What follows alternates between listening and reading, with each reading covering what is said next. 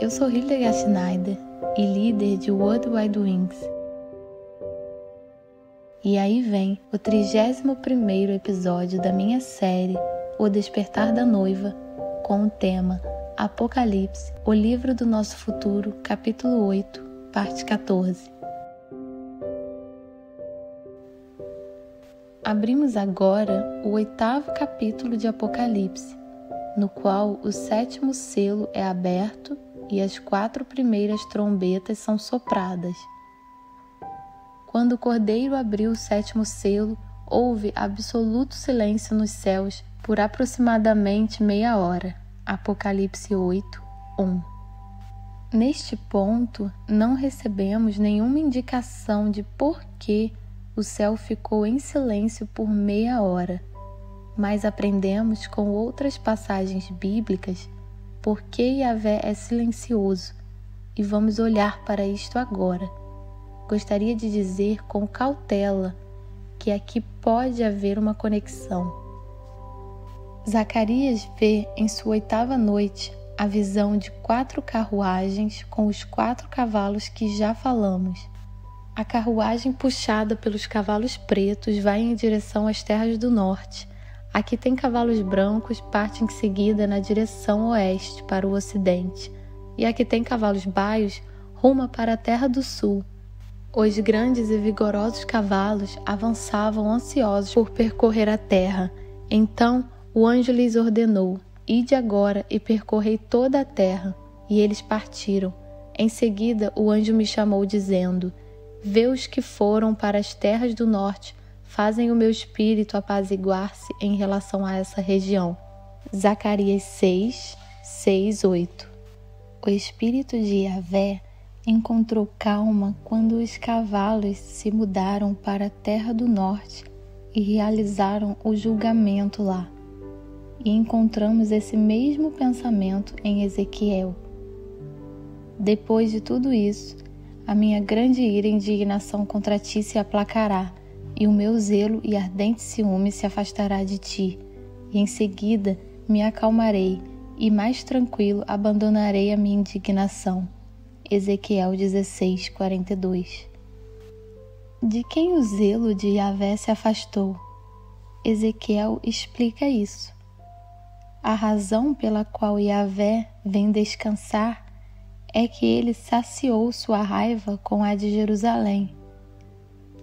Eis que eu te julgarei como são julgadas as adúlteras e as que derramam sangue inocente, e te entregarei a vingança de sangue da minha indignação, a ira do meu ciúme inflamado. Em seguida te entregarei nas mãos dos teus antigos amantes, que agora te odeiam, e eles próprios derrubarão todos os teus altares e te arrancarão dos teus vestidos, tomarão tuas belas joias e te abandonarão nua, descoberta e totalmente desamparada. Então farão subir uma grande multidão contra ti, te apedrejarão e te transpassarão com a espada. Incendiarão tuas casas e executarão juízos contra ti, diante de uma multidão de mulheres. Todavia, eis que eu colocarei um ponto final em tua libertinagem e prostituição, e jamais voltarás a pagar pela atenção dos teus amantes. Depois de tudo isso, a minha grande ira e indignação contra ti se aplacará, e o meu zelo e ardente ciúme se afastará de ti. Em seguida me acalmarei, e mais tranquilo abandonarei a minha indignação. Eis que farei cair as tuas obras sobre a tua própria cabeça, porque não te lembraste dos dias da tua primeira infância, mas me provocaste a ira com tuas atitudes e ações libertinas, declara Yahvé. Ezequiel 16, 38, 43. Com os dias da tua juventude e o amor como recém-casados, Yahvé comemora a relação imperturbável entre ele e Israel durante a época da migração do deserto. No livro de Jeremias 2:2, encontramos esta comparação. Vai e proclama aos ouvidos de todos em Jerusalém o seguinte: eu me recordo bem do teu profundo e leal amor como minha noiva nos tempos da tua juventude, como recém-casados. Estavas apaixonada por mim e me seguias pelo deserto, por terras áridas e ainda não semeadas. Ezequiel também fala do tempo de sua juventude no capítulo 16, 59 e 60. Pois assim diz Yahvé, o Elohim, eu te julgarei de acordo com o que praticaste, pois desprezaste os teus votos, quebrando a nossa aliança. Apesar de tudo o que aconteceu, eis que eu me lembrarei da minha aliança, a mesma que fiz contigo nos dias da tua origem, da tua primeira infância, e estabelecerei contigo uma aliança eterna. De volta à ideia de que Yahvé ficará em silêncio após o julgamento de Israel. A luxúria e a devassidão fazem parte da tua impureza. Ó Jerusalém, como eu desejei te purificar, mas tu não me deste ouvidos, não quiseste ser purificada. Assim, não voltarás a estar limpa, enquanto não se abrandar a minha indignação contra ti. Ezequiel 24, 13. Os seus cadáveres ficarão expostos na rua principal da grande cidade, que simbolicamente é denominada Sodoma e Egito, onde da mesma forma foi crucificado o seu Senhor. Apocalipse 11, 8. E em qual grande cidade Yeshua foi crucificado? Em Jerusalém. Vindo do entendimento da aliança, entendemos, por mais difícil que seja, que a ira de Yahvé será novamente dirigida contra Jerusalém, porque seus habitantes se distanciaram dele, sua Torá, e ainda rejeitam a Torá viva, Yeshua.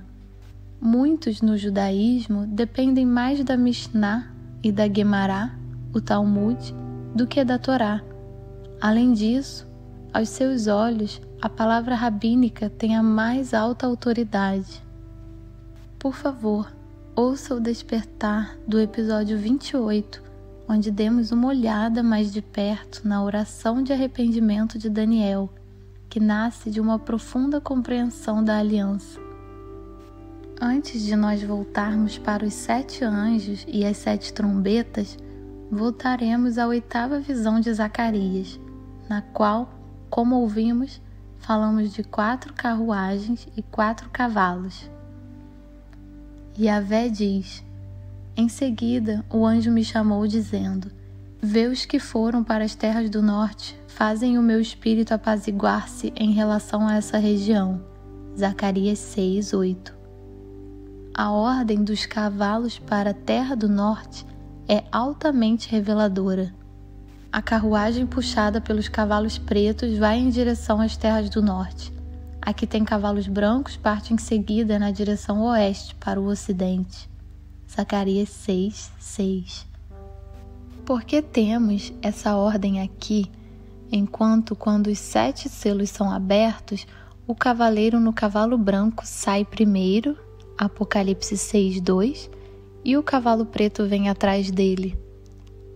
O cavalo preto traz consigo uma grande fome. Quando o cavalo preto se move pela primeira vez para a terra do norte, Israel traz consigo uma grande fome, também espiritualmente falando. E será assim que só no final, quando eles chamarem o Messias, o cavaleiro virá no cavalo branco, que trará a comida viva. O remanescente de Israel será então salvo. E assim, todo Israel será salvo, como está escrito: virá de Sião o Redentor que desviará de Jacó a impiedade. E esta é a minha aliança com eles, quando eu remover os seus pecados. Romanos 11, 26, 27. Então observei os 7 anjos que se encontram em pé perante Elohim, e lhes foram entregues 7 trombetas. Aproximou-se um outro anjo e se colocou em pé junto ao altar, portando um incensário de ouro. A ele foi entregue grande quantidade de incenso para oferecer com as orações de todos os santos sobre o altar de ouro diante do trono. E da mão do anjo elevou-se na presença de Elohim a fumaça do incenso, juntamente com as orações dos santos. Então, o anjo tomou o incensário, encheu-o com fogo do altar e lançou-o sobre a terra.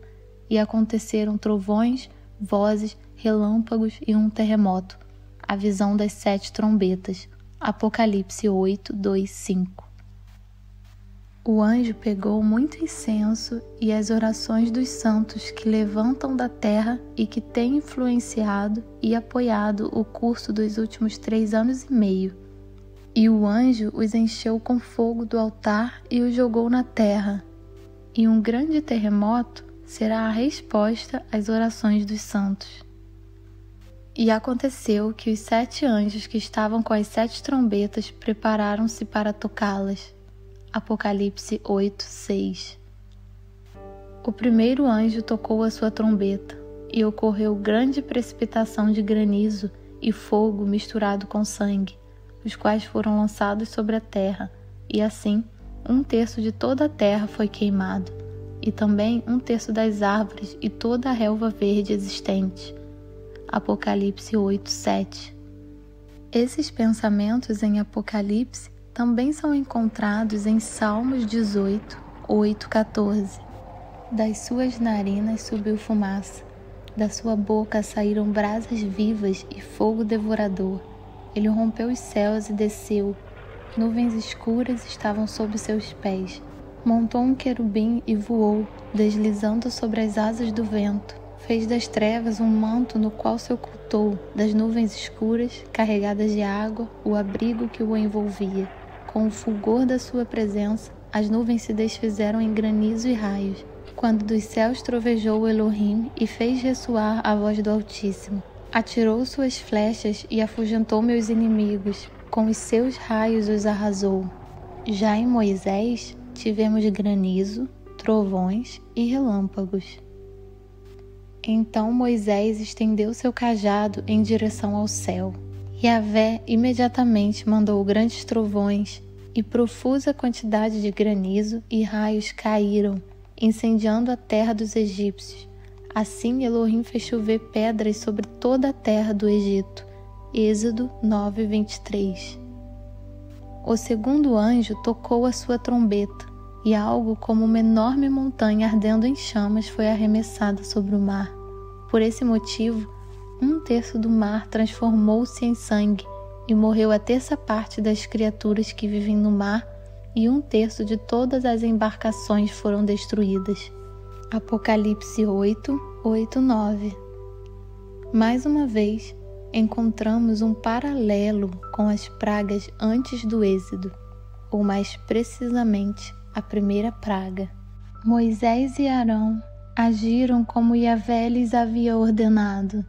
Arão levantou seu cajado, feriu as águas que estavam no Nilo diante dos olhos do faraó e de seus conselheiros, e imediatamente toda a água do rio se converteu em sangue. Os peixes do Nilo morreram, o rio poluiu-se, e os egípcios não podiam beber a água do Nilo, e houve sangue por todo o país do Egito. Êxodo 7, 20 e 21. No próximo episódio, vamos olhar para as próximas trombetas dos próximos anjos. Sejam ricamente abençoados.